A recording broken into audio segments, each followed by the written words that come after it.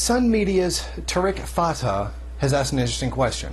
In the situation of Iran versus Canada, which side are you on? Well, to answer your question, I am on Iran's side, and for good reason. I choose Iran. Here's my argument why. The war in Iran would be a fraud like the previous wars before it in Iraq and Afghanistan, particularly more comparably to Iraq in the weapons of mass destruction argument, although the term weapons of mass destruction isn't particularly used anymore. Now it's just nuclear weapons. And despite the fact that there keeps coming back no evidence of nuclear weapons, CIA reports, international watchdog groups keep coming back with nothing. The International Atomic Agency keeps coming back with absolutely nothing. There's nothing to support the claim that there's nuclear weapons in Iran, and there's nothing to support the claim that they're actually doing it. It's the same thing all over again. A claim of these big scary weapons when they literally don't exist, and they are not in the middle of being built. Because what this is about Iranian oil.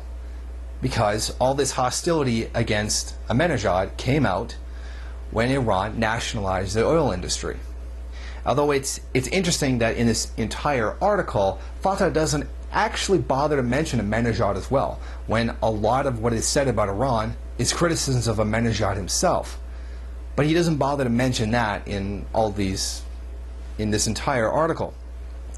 Now, what he does is he goes ahead and he makes his argument in favor of a war in Iran.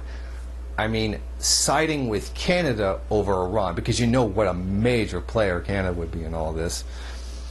Most of the stuff he's talking about, that he spends almost the entire first half of the column talking about, are things that happened before Ahmadinejad was even in power. A lot of it having nothing to do with Ahmadinejad or even the current government at this moment. I mean, there are rightful criticisms that you can make of Ahmadinejad, and rightful criticisms that you can make of the Iranian government at this moment, but he's not making them. That would be like if we took the civil rights era of the United States in the 60s and 50s and then blamed Obama, who wasn't even alive at the time. It would be it would be roughly about as dishonest as that. Now, this is all about Canada's recent, or Stephen Harper's decision, to kick representatives of the Ayatollah out of Canada, and that this is a major insult to them, and that he thought Iranian Canadians would support him. But then he gets mad finding out that they don't. So when Ottawa decided to expel the representatives of the Ayatollahs from Canada, I thought most Iranian Canadians would burst out in joy and celebrate the ultimate insult to their enemy. I was wrong. So basically what's going to happen here is that he doesn't understand why Iranian Canadians don't want a war in Iran. They don't want a war in Iran because they know it's going to kill millions of people for nothing. Essentially, they're trying to prevent the deaths of millions of their own people, many of them their own friends and family. We don't want them to die, so we don't want a U.S. war on Iran, because that's exactly what's going to happen, because that's what happens every time. Now, in lieu of actually understanding that, or even accepting that that's what they really want, he decides to go ahead and slander the Iranians that don't support his pro-war stance against Iran. Many of my friends are unwilling to sacrifice a vacation to Tehran's famous baklava to stand in solidarity with Canada. In other words, his accusation is that Iranian Canadians would rather have a comfortable vacation spot rather than murder millions of their own countrymen. I mean, he's not getting that.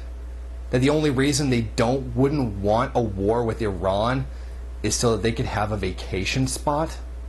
It has nothing to do with the millions of people that are going to die.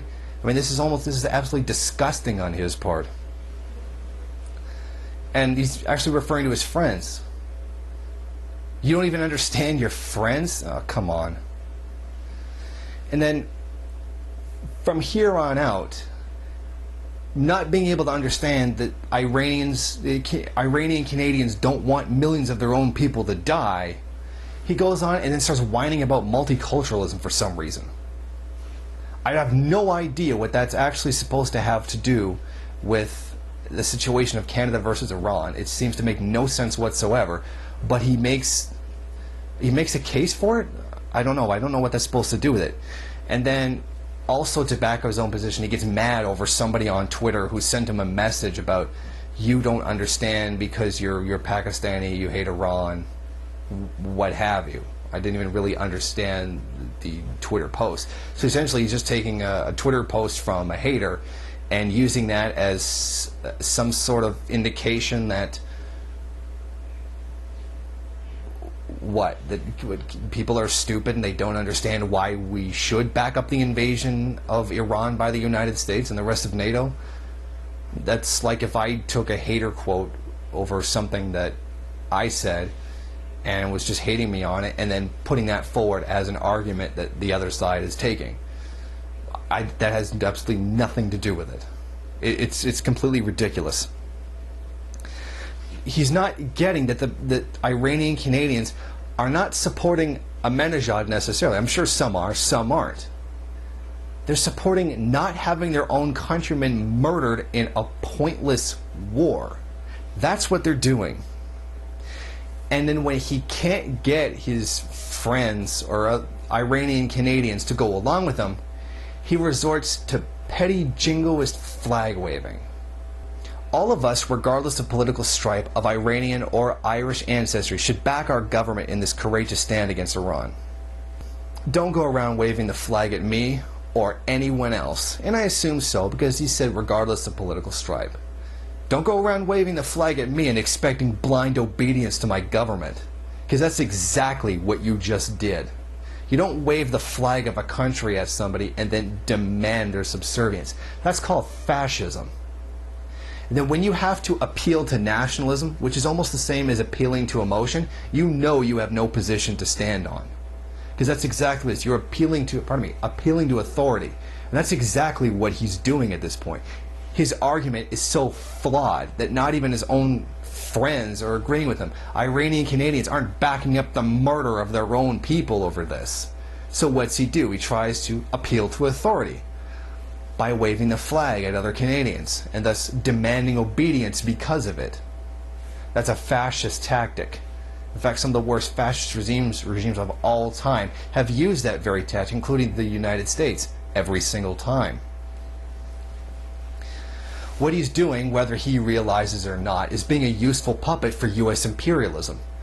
Does he really believe that there's nuclear weapons, that we have to go in and stop them, and they're doing all these bad things, some of them true and some of them not, and that's the reason why we should invade?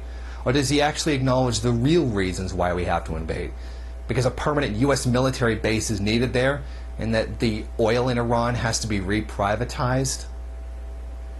Sometimes I can't tell with these people, particularly educated men like himself, who I don't believe are stupid. He's not stupid. I've read his work. He's very intelligent. He's very good at what he does. So I can't tell if he's really on the outside chance being stupid or being dishonest. Given that I know how intelligent he is, it seems more likely that he's being dishonest on purpose. Now, is Ahmadinejad a Marxist? Of course not. Is he progressive? Of course not. You'd be hard-pressed to find anything in Iran that actually is progressive. I'm not taking a stance of supporting Ahmadinejad or Iran, because that's the criticism that will be thrown at me, and will be thrown at anyone who doesn't agree with a war going in and killing millions of Iranians. That you must support the radical Islam, or that you must support Ahmadinejad.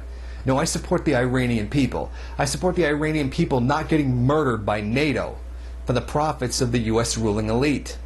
That's what I support. I support them not being killed by America. And that's what this is really about. This is what the people who don't agree with the war in Iran are actually talking about. That Fatah is ignoring, seemingly deliberately. I would support the people of Iran in their own uprising against their own government if they think it's in their best interests. But that's not what this is. This is an invasion by the U.S. to reprivatize the oil and build more permanent military, U.S. military bases in the region. And those two facts are being deliberately ignored by Fatah.